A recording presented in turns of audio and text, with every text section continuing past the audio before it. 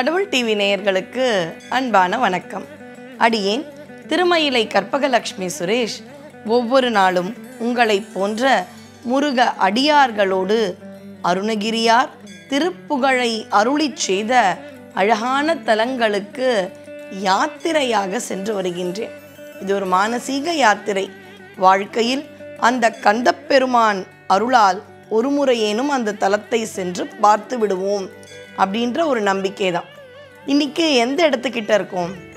எல்லாமே நடுநாட்டு தலம்னு திரு அண்ணாமலையை சுற்றி இருக்கக்கூடிய தலங்கள், தேவார பாடல் பெற்ற தலங்கள் அப்படின்னு சம்பந்தர், நாவுக்கரசர், சுந்தரர் அவர்கள் பாடிய தலங்கள் ஒரு வரிசை என்றால், அதை தாண்டி என்ன ஒரு அழகான விஷயம்னா, திருவண்ணாமலையில் தான் அருணகிரியாருக்கு அருள் கிடைக்குது முதல் தடவை. அதனால் அவர் திருவண்ணாமலையை சுற்றி இருக்கிற தலங்களுக்கு இன்னும் ஆழ்ந்து தலம் தலமாக பல இடங்களுக்கு சென்று பல திருப்புகளை அருளி செய்கின்றார். அப்படி இன்னைக்கு நம்ம பார்க்க போகிறது தமணியப்பதி. பேரே கேட்டது இல்லையேங்க. எங்கே இருக்குது? வந்தவாசியிலிருந்து சுமார் ஒரு 10-11 கிலோமீட்டர் நம்ம பயணித்தோம் என்றால் தமணியப்பதி. சரி, அந்த மாதிரி பேரே கேள்விப்பட்டது இல்லையே. திருப்புகழில் தமணியப்பதி தான் வருது. இளையநாயகனேன்றார். தமணியப்பதி இளையநாயகனே அப்படின்னு முருகப்பெருமானை என்றும் இளமை கோலத்தோடு அவனை வழிபாடு செய்பவர்களையும் இளமை கோலத்தில் ஆரோக்கியத்தில் வைத்திருக்கும் நாயகனே அப்படின்னு ரொம்ப அழகாக புகழ்கின்றார் அருணகிரியார். ஆனால் இன்னைக்கு போய் தமணியப்பதி எங்கே இருக்குது அப்படின்னு வந்தவாசிக்கிட்ட கேட்டோம்னா யாருக்கும் தெரியாது. அப்போ என்னன்னு கேட்கணும்? பொன்னூர் அப்படின்ற இடம் எங்கெங்கே இருக்குது அப்படின்னு கேட்டால் தான் சொல்லுவாங்க. ஏன்னா தமணியம்னா பொண்ணு, பொன்னன் அப்படின்றது பிரம்மாவுக்கான ஒரு பேர். இது ஒரு தேவி பாகவதம். தேவி பாகவதத்தை பொறுத்த மட்டில் பராசக்தி தான் உலகத்தையே முதலில் தோன்றி தோற்றுவித்தவள் அப்படின்றது நம்பிக்கை. சைவத்தில் சிவபெருமான், வைணவத்தில் ஓங்கி உலகளந்த திருமால். அதில் தேவி பாகவதத்தில் முதல்ல அம்பாள் பராசக்தி வரா.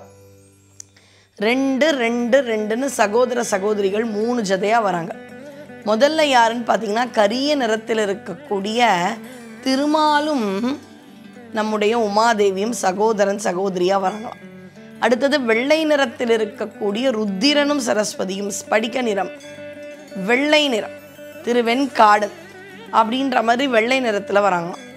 அடுத்தது பொன்மயமான பிரம்மனும் லக்ஷ்மியும் வராங்க. இவங்க எல்லாருக்குமே பிரம்மனுக்கு சரஸ்வதி, திருமாலுக்கு லக்ஷ்மி, ருத்திரன் சிவனுக்கு பார்வதின்னு அழகா அவர்களுக்கு திருமணம் செய்வித்து படைத்தல், காத்தல், அழித்தல்னு முறையே இந்த உலகத்தை பராசக்தி உருவாக்குகிறாள் அப்படின்றது தான் அங்கே நம்பிக்கை. அப்போ பொன்மயமாக இருப்பவள் லக்ஷ்மி தேவி, அவளுடைய சகோதரனாக பிரம்மன். அப்படி பொன்னன் அப்படின்ற பேர் பிரம்மனுக்கு உண்டு. அப்படி பிரம்மன் பூஜித்த தலம் என்பதால், பொன்னன் என்று அவனை அழைப்பதால் பொன்னனூர், பொன்னூர் அப்படின்றது தான் இப்போ வழக்கத்தில் இருக்கிற பெயர்.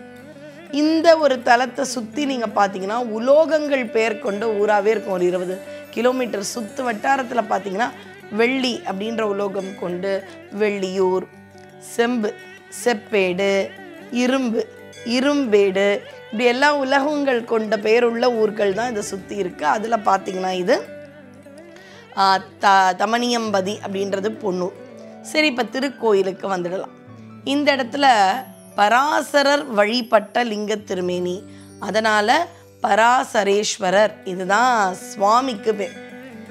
கருவறை போகிற வழியிலேயே அம்பாள் தெற்கு நோக்கி அருள் பாலிக்கின்றாள். அம்பாளுக்கு பேர் பார்த்தீங்கன்னா சாந்த நாயகின்னு பேர்.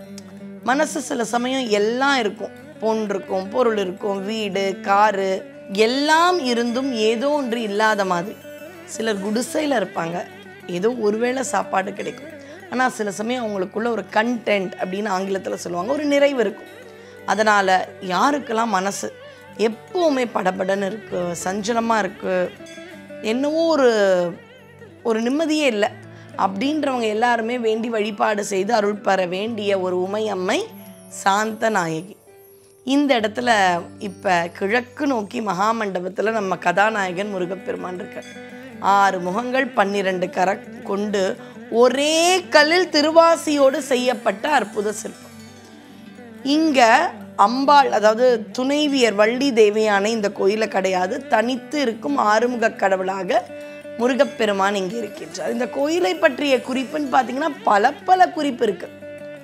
சோழர்கள், பாண்டியர்கள், சாளுக்கியர்கள், இப்படி ராஷ்டிரக்கூட்டம், இப்படி இருக்கக்கூடிய பல இந்திய தேசத்தில் ஆண்ட மன்னர்களுடைய குறிப்பு இந்த கோயிலை வச்சிருக்கு.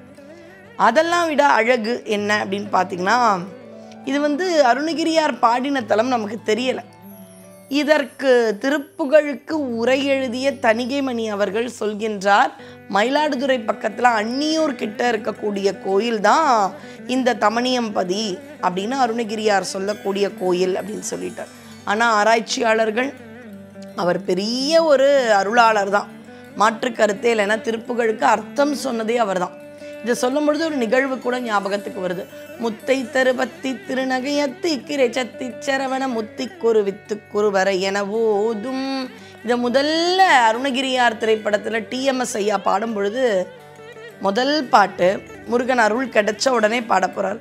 இதுக்கு எனக்கு அர்த்தமே புரியலையே. பொருள் புரிஞ்சாதானே அதில் அந்த ஒரு ஃபீல் கொடுக்க முடியும். ரொம்ப நாள் தீயவனாக இருந்த ஒருத்தர் உயிரையே விட்டுடலான்னு கோபுரத்திலேருந்து குதிக்கும் பொழுது முருகனால் ஆட்கொள்ளப்பட்டு ஒரு அருள் பெற்று பாடக்கூடிய பாடலுடைய பொருள் தெரியணுன்ற. அங்கே இருந்த யாருக்குமே பொருள் தெரியல. இதுதாங்க முதல் திருப்புகழ். ஆனால் பொருள்லாம் தெரியல. தித்தித்தைய ஒத்த பரிபுரணித்த பதமைத்து பைரவி திக்கொட்க நடிக்க கழுதோடு கழுகாட இப்படிலாம் இருக்கு. இதுக்கான பொருளே புரியலையே அப்படின்னு சொல்லும் பொழுது யாரோ ஒருத்தர் சொல்கிறாங்க, வாரியார் சுவாமின்னு ஒருத்தர் இருக்கார், அவருக்கு வேணால் பொருள் தெரியும்.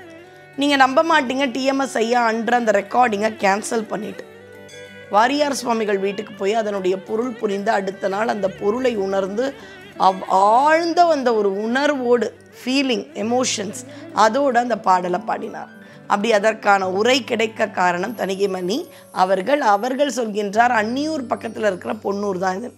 ஆனால் சுந்தரருடைய பதிகத்தில் வைப்புத்தலமாக போற்றக்கூடிய இந்த ஒரு ஊர் தான் அருணகிரியார் சொல்லக்கூடிய தமணியம்பதி அப்படின்றது சுந்தரர் பதிகத்திலிருந்து கிடைக்கக்கூடிய சில விஷயங்களை வச்சு அதற்கு பின்பு தணிகைமணி அவர்களுக்கு பின்பு வந்த பல திருப்புகழ் ஆர்வலர்களும் ஆராய்ச்சியாளர்களும் இந்த ஒரு திருக்கோயிலாக இருக்கணும் அப்படின்னு சொல்லியிருக்காங்க. அதுக்கு ஏற்ற மாதிரி எப்போ இளமையாக இருப்போம், கல்யாணத்துக்கு முன்னாடி இளமையாக இருப்போம், அதே மாதிரி இளமை கோலத்தில் வள்ளி தேவியானை இல்லாமல் தனித்து இளமையாக அழகாக மயில் மீது ஒரு அற்புத சிற்ப வடிவத்தில் முருகப்பெருமான் இங்கே இருக்கின்றார். அதனால தான் அருணகிரியார் தமணியம்பதியில் இளமை நாயகனே இளநாயகனே அப்படின்னு சொல்லிட்டு ரொம்ப சின்ன பையனாக அழகாக இருக்கே முருகா அப்படின்னு அந்த முருகனை ரசித்து பாடுகின்றார். அதனால் அன்பர்கள் அடியார்கள் நாம் அனைவரும் வாழ்க்கையில் ஒரு முறையேனும் தமணியம்பதி பொன்னூர் என்று அழைக்கப்படும் வந்தவாசிக்கு அருகில் இருக்கும் இந்த ஊருக்கு சென்று பராசரேஸ்வரர் சாந்த நாயகி அவர்களோடு மகாமண்டபத்தில் குடியிருக்கும் இளமை நாயகனாம் முருகப்பெருமானை தரிசித்து எல்லா வளமும் பெறுவோமாக. வெற்றிவேல் முருகனுக்கு அரோகரா. நன்றி, வணக்கம்.